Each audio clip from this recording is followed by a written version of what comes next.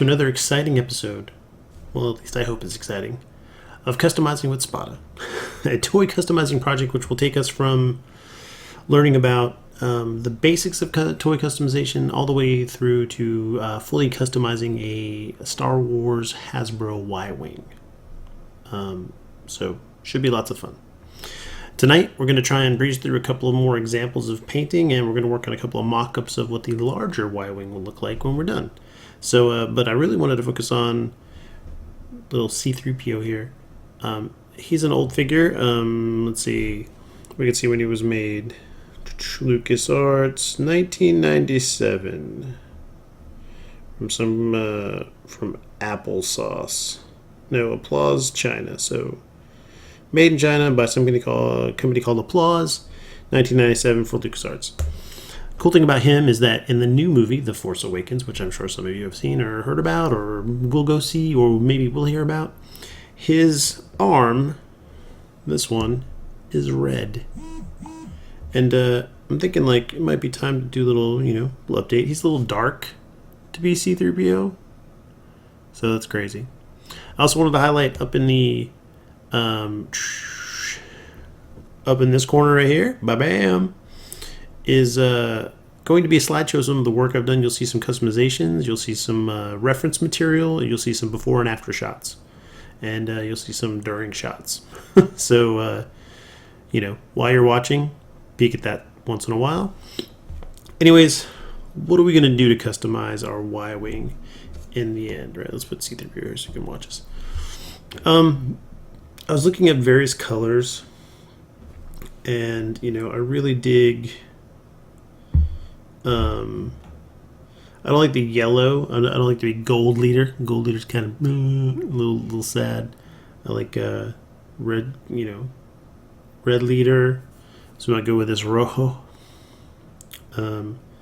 This is a nice color, flat red. We also have there's another flat red. Sometimes when you buy stuff, you end up getting, what we call duplicates. Let's see, it says flat red there, it says flat, this is blah, blah, blah, blah. It doesn't say, it just says rojo. This is obviously a time and period of Vallejo paints when they decided to change their packaging a little bit. So this one definitely just says rojo. Rojo Carmen. Yes, Rojo Carmen. That's 70.908, and this one is 70.957 as it's a flat. We're going to do the flat because maybe later on we'll add an acrylic sealant to it, which will give it a little bit of a satin and spruce it up. So let's start with this guy. Bam. Let's move this dude off to the side. I just called him a dude. We're going to paint the tops and the bottoms. And this is I'll hold it up to the camera. This is the battle damaged version. Let's see, where's the focal point here? Battle damage. You can see the battle damage. Boom. So we're going to paint this in as our starter ship to see how it comes out. So we're going to lay down the base coat, which I think we're going to go with. I want to do a gray, a darker gray base coat, but I don't want to do a black. So let's. So what's the difference between some of these latex paints? What makes one latex paint better than another? Sometimes when you're customizing, you look for how well a latex goes down, like its thickness, but not just its thickness. And my son will attest to this because this is one of his vocabulary words a couple of weeks ago in science. It's the viscosity of it, right? How well a liquid runs downhill. But it's also like the particulate matter, the density of the particulates in the paint, the pigment, and how well that adheres to some of these materials and how well that pigment draws together to make an even coat on something. So like some of this stuff like Liquitex, not the high-end brand of paint that you would normally use. It's a value series, but it's quality guaranteed. This is a natural gray. Let's see what it looks like inside. See if it's still there. Or it's washed up. Oh yeah, there it is. Oh, that's a nice gray. So you can see this paint. We'll put it on. We'll see how it works. We might have to thin it up a little bit, but we're gonna apply it with a small brush because this is a small ship. Let's see. Too small. It's good. No, I don't want this one. How about this size? So, remember, like I said before, grab a little water, get your brush in there, get those bristles loosened up. Grab your paper towel, dry it off a little bit. We also have this gray, which seems to be a more metallic and shiny. So that might be good for like exhausts and things like that. Let's see. Let's mix it up a little bit on the side here. See how well it's going to paint out. I haven't used this paint in years, so it may be too sticky, maybe too blah blah blah. We'll see. We'll look on the bottom of C3PO's base here. Let's see. You can see, like, when something goes down, how well it adheres and how well it goes down, or how well the pigment stays. You can see that the paint is still kind of splotchy and it's kind of sticky, but I wonder if we can save that by loosening it up some. So like I said, sometimes paint is uncooperative, sometimes it's not. So let's see if we can't grab a little cup here, and a little bit of water. A little dab will do you. About that much. And I got rid of my, grab a mixing stick real fast. Bam, mixing sticks. So we'll grab a little piece of this and we'll go. We'll jam it in there. You can see how thick this paint is compared to like the Vallejo, but maybe the water will help soften it up some.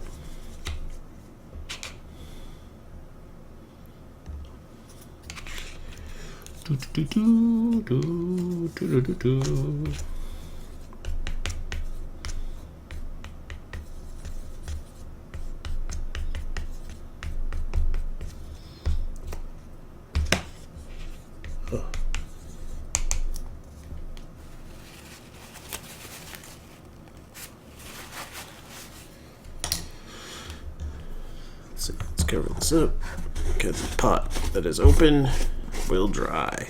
We don't want that to happen. Let's see if we can break this pigment down some. Still kind of lumpy. So, you know, in a previous episode we talked about washes, right? And you know, this is a technique to get a wash. You add, you know, paint to water, but it's also a technique to kind of loosen up a thicker paint that has a lot of, you know, that doesn't have the consistency that you're hoping for. You know, you don't want your paint to glop on, so to speak. You don't want your paint to be all blumpy and blah, and you know. So we'll see what we get here.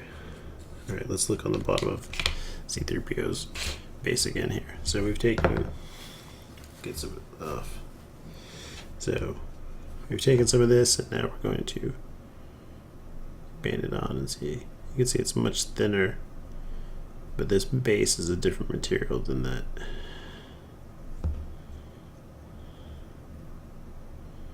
Yeah, I don't know if this is going to work. I'm going to have to switch back to put a different kind of base coat on, you know, because some of these, this is unscripted, this is live, this is real, right?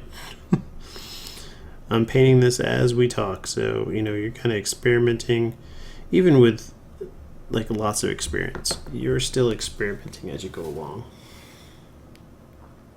All right, so let's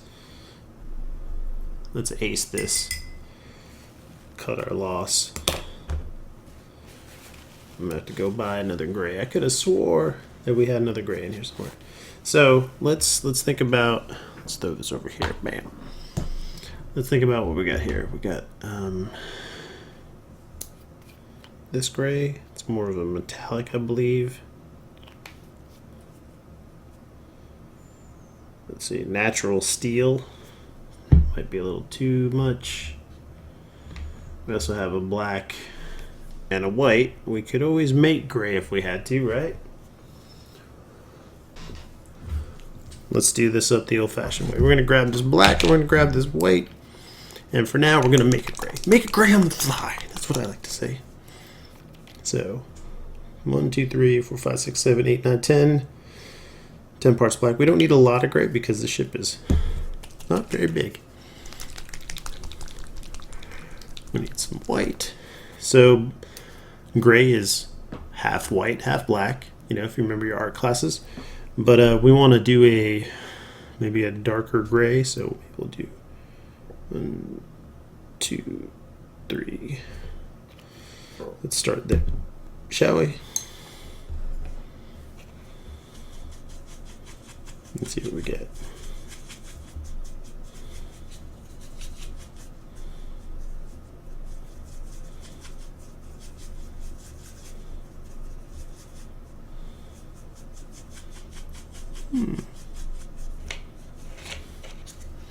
You can see the consistency's coming out really nice, and it's mixing well.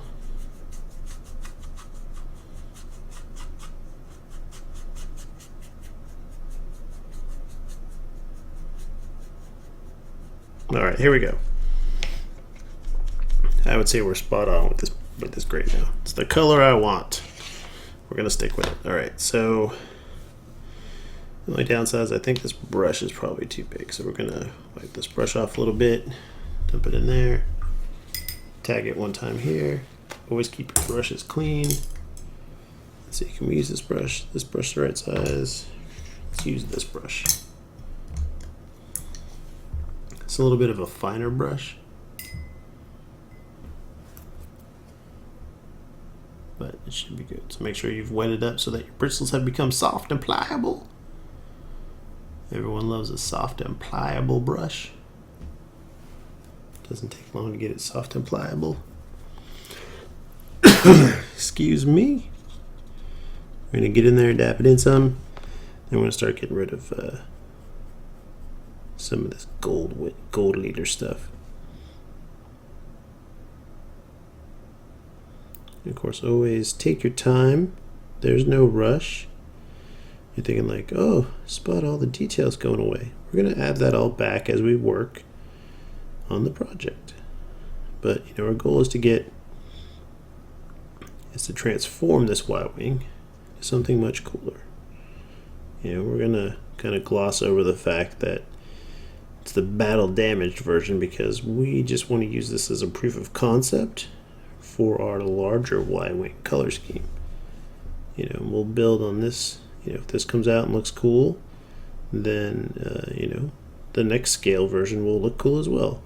And if we're all happy and cool with that, then we'll move up to the full-size Hasbro. We'll do that paint scheme, and that'll be, you know, that paint job will be driven by several factors: the size of the scale of the model, you know, 3 3/4 inch, which means we probably won't hand brush everything. We'll probably take it apart, and we'll use a special Krylon plastic paint that adheres well to plastic, and we'll apply that first as like kind of a base coat, and then we'll come back and hit it up with the more detailed brushwork. But that's how we get there. We'll talk a little bit more about that process when we get there. We'll probably shoot some video outside, kind of as B-roll, because B-roll is important. I'd like to thank all the people that make this video possible. ImperialShipyards.net, Tamer of the Shipyards, really great guy. His forum and website bring people together who love to customize. And I recommend and suggest anybody who wants to get into customizing, head over there and check out the site, and start customizing. Ask questions, look for help. The guys there are always willing to work with new customizers, and really there to mentor and help and build a community. We're gonna do the whole top here. Why not? Sometimes you want to get the detail. You gotta take a lot of the paint off the brush. Don't want to paint the windows just yet because I want to remember where they are, right? Because in my old age, just screw it. We'll just paint over the whole damn thing. We'll go back and paint in those windows. Go in those walls. Paint in those walls. Anyways, one of the things we're going to do when we get to the Y-wing, the full-scale Y-wing, and this is a problem that has plagued Y-wings since the dawn of time, is the rear nacelle area, this piece right here. Hasbro made it out of this really flimsy, bendable kind of plastic. Here.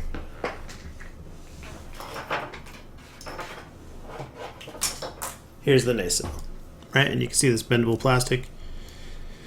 It is impossible to keep straight. It will bend into form over time and do all kinds of crazy things. So how have I solved the solution? So our version of the Y-wing will do away with these, and I've been pre-cutting metal rods that are the diameter that fit into the slots here, into these little holy slots, right? So I've started to pre-cut those, so when we do get to this spot, we can do this. We'll probably think about covering those rods with like plastic so that they look really cool. We might definitely going to cover them in Plasti Dip to start with, right? So that they don't rust, because that's the worst thing. Metal rods and will rust over time, so if we put the Plasti Dip on, that will seal them completely, and now we can work with them better. But I cut the first 4 rods this evening for the first nacelle, and got the lengths right. A little shorter than the original nacelles, but I think in the end will probably look much better. And of course, while this is drying, we're going to move on to the C-3PO and see what we can do to him. See if we can make him cool. Love to make you cool, C-3PO. I'm not going to paint over the darker gray nacelle areas because it almost matches. Matchy. Alright, if you guys have any questions or comments or anything like that, please leave them in the comment area. Post a message if you like what you see. Hit the like button if you want to see more. Hit the subscribe button. I started doing kind of these unedited versions and then going back and splitting the unedited versions into more digestible vignettes that are about 30 minutes a piece, where they just focus on 1 or 2 things and have a good story. The downside is I tend to talk a lot, but this is a craft of patience, right? So what else are you supposed to do except listen and talk? Because normally when I do these things, I'm sitting here at my desk alone in the quietness. But now I have you, YouTube. And YouTube, you can't say be quiet. I just talk if I want to. Anyways, let's talk a little. Let's get a little hype. So, Star Wars: The Force Awakens is coming out soon. Right now, to date these videos, it is early November. I believe it's the 10th of November, and the J.J. Abrams Star Wars movie will be coming out in early December. I think it's the 17th or 14th or 15th or something. I don't know. I can't remember. I guess that makes me a horrible Star Wars fan, right? And, all the trailers are out. Everything looks amazing.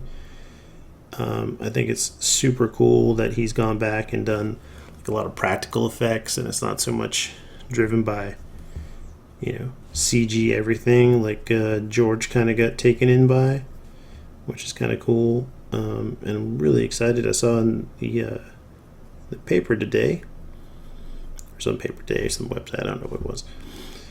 My wife saw it, that there's collectible real 3D glasses. So when you go see your show, if you're lucky enough to get a ticket for the first month, and you see it in 3D, you'll be able to get a new type of They're releasing collector glasses, one per week. There's like BB-8 and Kylo Ren and Stormtrooper. At least that's what I hope they're still calling them. And what was the other one? I want to say it was what's her name's? Ray's? Yeah, based off Ray. Or maybe the X-Wing pilot. I don't know, I can't remember. It was only brief. It's very brief. So the hardest part when you're painting this small, of course, or when you're painting really anything, is missing a spot. God, I hate that. You paint something, you're like, I'm doing such a great job, and then you realize, like, man, I missed a spot. And you don't have any of that color set up. You got to go back and try and color match, or sometimes you end up just remixing a brand new color and painting the whole thing over again, which is kind of stinky. All right, here we go. We're almost done. At least getting this base coat on. And then we can move on to C-3PO and see what the odds are of painting him within the next, I don't know. It's been 25 minutes already. Wow. Man, time flies when you're painting.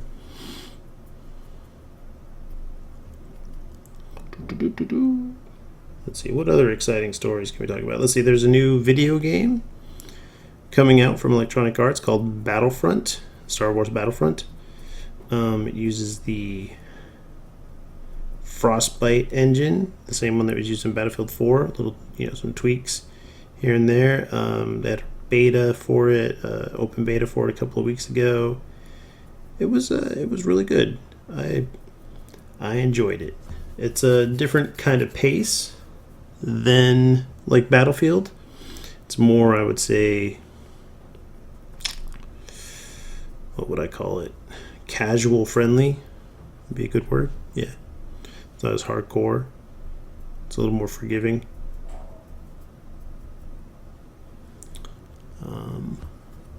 But overall, not bad. I'd recommend that if you want to, live like, live and breathe the Star Wars universe, that you pick yourself up a copy on PlayStation 4, Xbox One, or the PC Master Race, which is my favorite copy. I'll be getting it on day of release myself, because why not? Who needs to work, right? Alright, so we're getting right in there. Getting the finer details of this nacelle painted out. Don't want to overpaint into the dark areas yet. It's always a pain to get the detail. I find that if you notice, like when I'm painting like some of this higher detail, I'm using specific pieces to anchor my fingers and hands so they get a steadier grip on the brush, right? Because even us young folk can have some trouble with not shaking, but just trying to stay steady when you're working at such a fine detail level. You know, it's a. Let me tell you, there's nothing like painting on eyebrows on a 3 1/4 inch figure, and you know, trying to have the steady hands of a surgeon.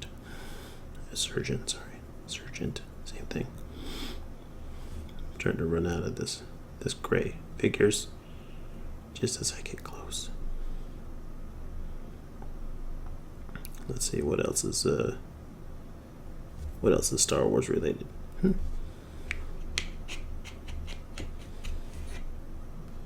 Sometimes if you run out, you can dab it and go like, "Give me that. Give me this gray that's supposed to be mine."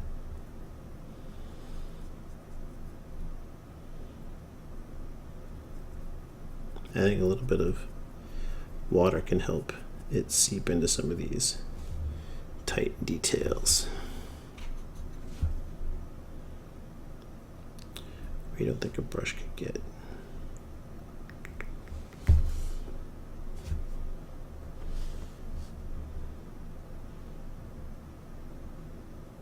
And of course, like any good work, when it comes down to the nitty-gritty and you need to really concentrate, you should be quiet.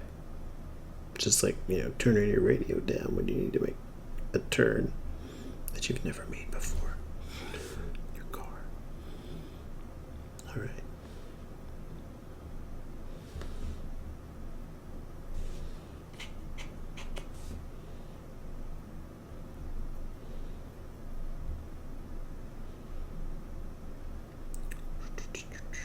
Yeah, I know sometimes it's not very talkative, huh?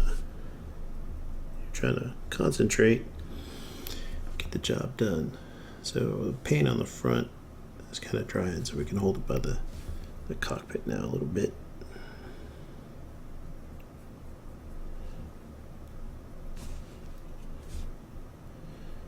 The good thing about C-3PO is we're going to use a bigger brush because he's basically just two colors. It's bronze and gold bronze, and this new like rojo red on his arm. And we'll show you a picture of it when we get there. Let's see.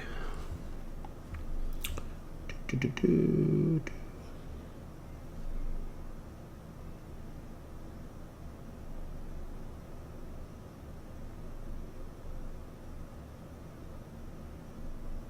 that detail work in there.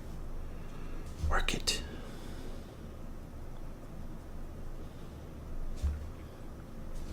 I'm excited. Next month I will be going to California for a week around Christmas.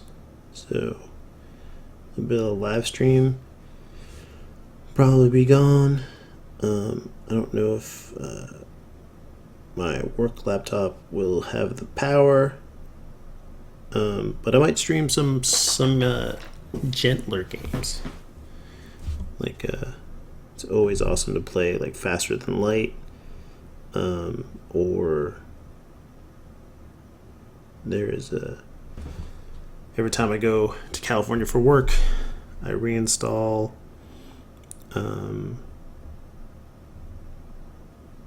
what's it called? Can't remember right now.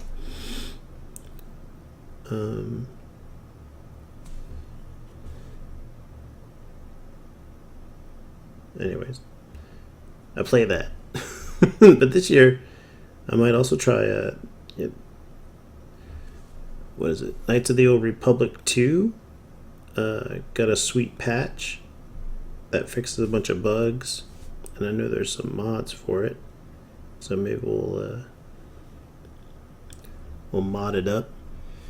We'll play that for the week that I'm out there.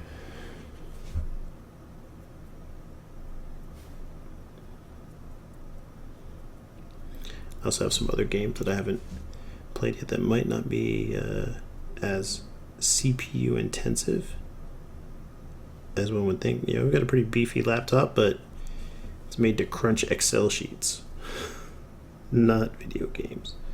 Well, it used to crunch video games. It used to be I could play Battlefield 3 pretty well on it, but then it started to get a little bit slower. The more Excel sheets you throw on it, the slower it gets, right? all my Excel peeps out there will back me up on this.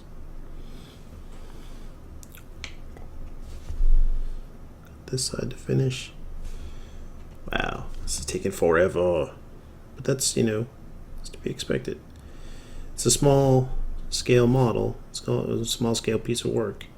And so you have to take your time. You just can't smash through it, right?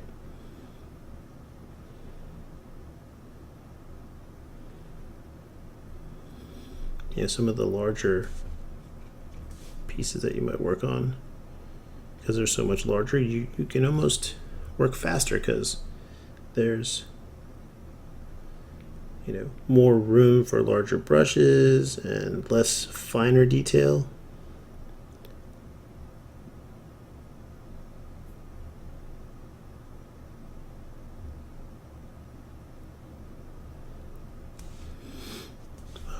Crazy detail.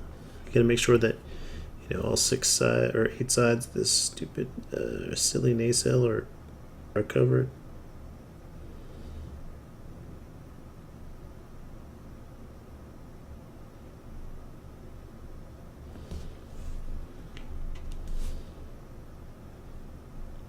You gotta make sure that you haven't missed a spot. Alright, so we're getting there.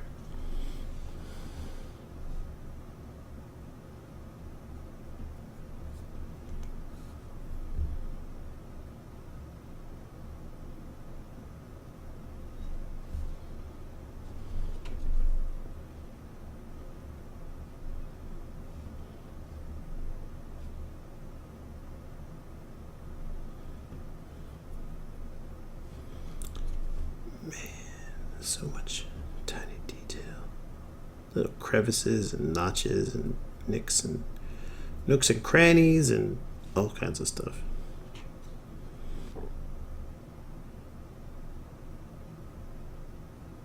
Hope you can see all this detail in there.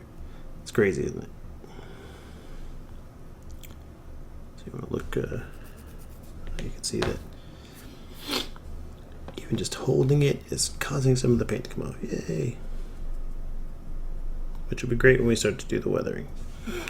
But not great right now.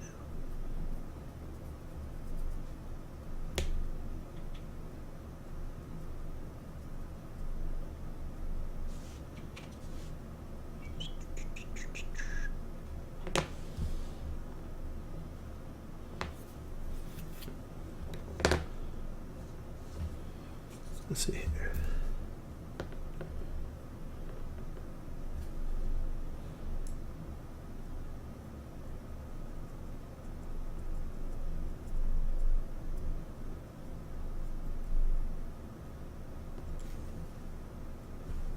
Look at that, just enough paint to finish. Woohoo!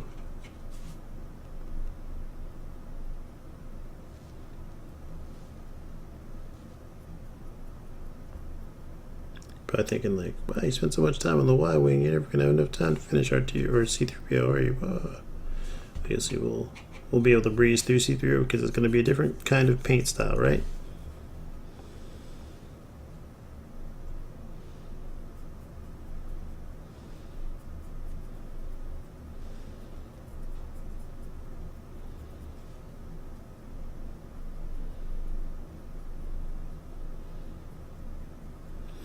Important thing to keep in mind when you're applying the paint is try not to put it on too thick. It's always best to put like it on thinner than you would hope. So if you put it on too thick, you end up covering over details, right? The paint is often